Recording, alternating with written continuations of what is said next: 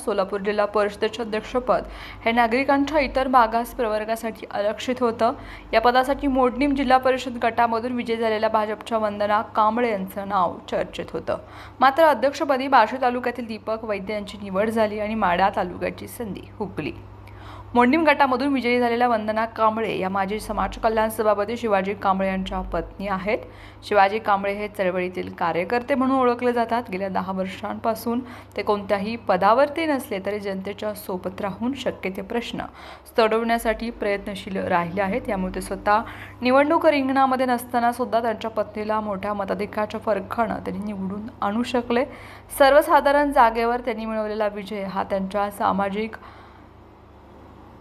समरसतेचा भूमिकेस जनतेकडून मिळालेला प्रतिसाद मानला जातो आणि सुमारे 1.5 वर्षांपूर्वी झालेल्या विधानसभा निवडणुकीमध्ये त्यांनी अचानकपणे माघार घेत माजी आमदार शिंदे यांचे चिरंजीव रणजितसिंह शिंदे यांच्या उमेदवारास समर्थन दिलं होतं।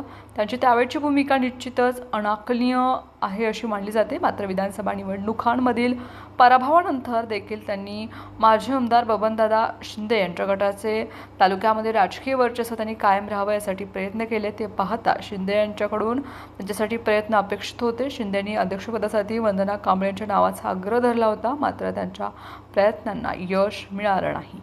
जिल्ह्याच्या राजकारणावर शिंदे बंधूंची पकड होती। या निवडणुकीमध्ये या निवडीदरम्यान घडलेल्या राजकीय घडामोडीमुळे पकड सैल झाल्याचे चित्रही समोर आले। आता येत्या काही दिवसांमध्ये विषय समितीच्या सभापतींची निवड केली जाणार। यामध्ये तालुक्यामधून कोणाला संधी मिळणार का याकडे सारांचं लक्ष लागले।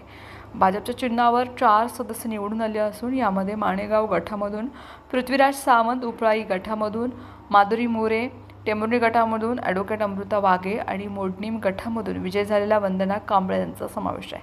आता विषय समित्यांच्या सभापतींची निवड करताना भाजप कोणता निकष लावणार आणि त्यामधून कोणत्या तालुक्याला संधी दिली जाणार हे गुलदस्त्यात आहे। मात्र भाजप सृष्टीने जिल्ह्याच्या राजकारणावर एखादी वर्चस्व प्रस्थापित करण्यासाठी प्रयत्न केले हे पाहता सभापती निवडीमध्येही धक्कातंत्राचा वापर केला जाण्याची शक्यताही नाकारता येत नाहीये।